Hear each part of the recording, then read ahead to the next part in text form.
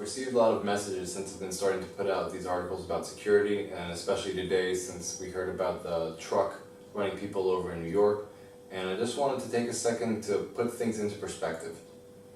Mass attacks like the one that happened in Las Vegas or the one that just recently happened in New York, they garner a lot of media attention and are sensationalized by the media, and they evoke a really strong sense of fear and panic in us.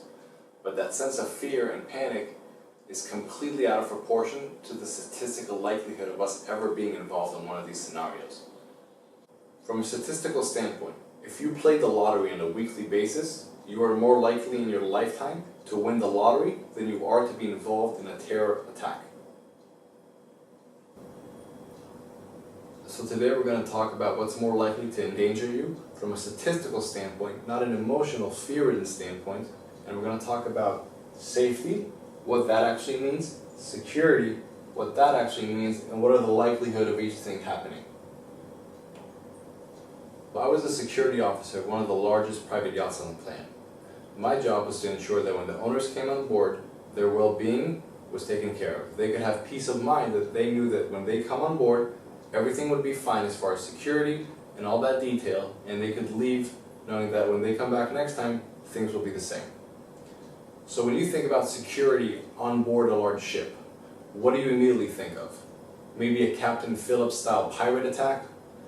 Maybe the boat actually sinking? Maybe somebody on board trying to kidnap them or anything like that? Well, statistically, that's not what was most probable. The overall overwhelming number one concern they should have was simply man overboard, somebody drowning.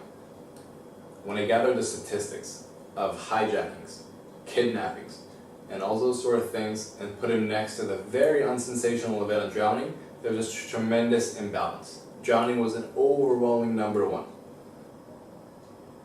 So with that understanding of what's truly going to endanger their well-being, I had to find a solution for it. I went to England, I did an open water lifeguard course, and I was given all the tools that I could use in case they ever had a man overboard incident and somebody was drowning. So let's frame safety and security. Safety is an issue that arises due to the natural dangers of our environment.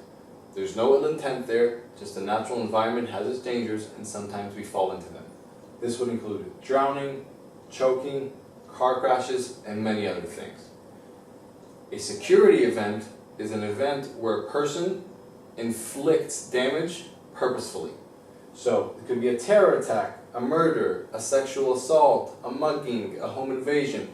All these things where one person has or more has ill intent and acts upon it. It's not an environmental thing, it's a person proactively doing something with ill intent.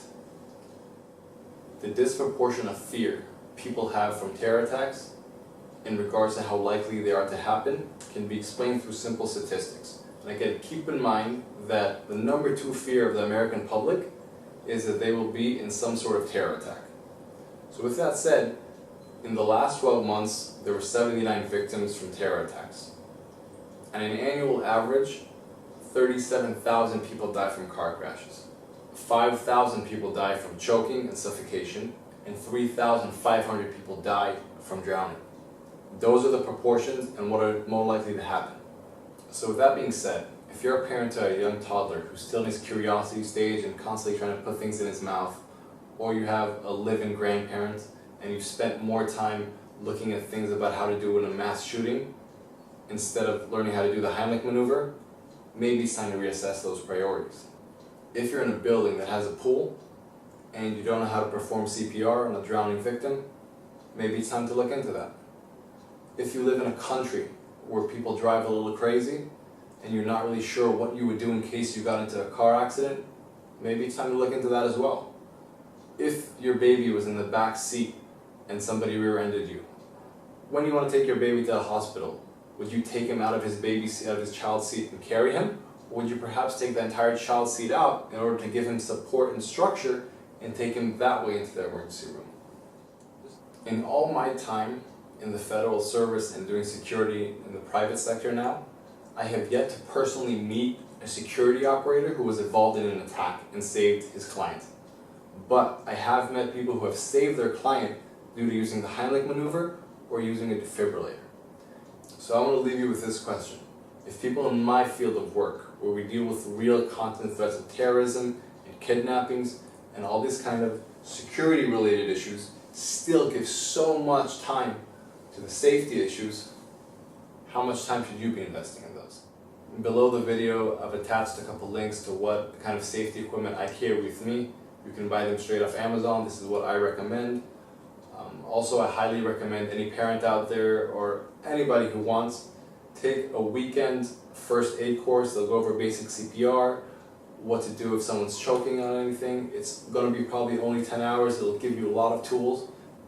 Also, to all you parents out there, if you send your child to kindergarten or school, make sure that the nurse or the teachers themselves know how to perform these life-saving things like CPR or the Heimlich. With all that being said, if you're still concerned about not knowing what to do if one of these mass terror attacks happens, you can go to the link below and we'll send you from there a guide about what to do before a terror attack, how to prepare your kids in case something like this happens, what to do during and what to do after, as well as a little bonus on how to deal with a mugging in case you and your family get caught in the middle of something like that. So again, you can check that out as well on the link below. Again, if you have any questions, please leave them below. If you have any comments, please let me know. Any questions, I'll be happy to answer. And if you found this valuable, please share with your friends and loved ones.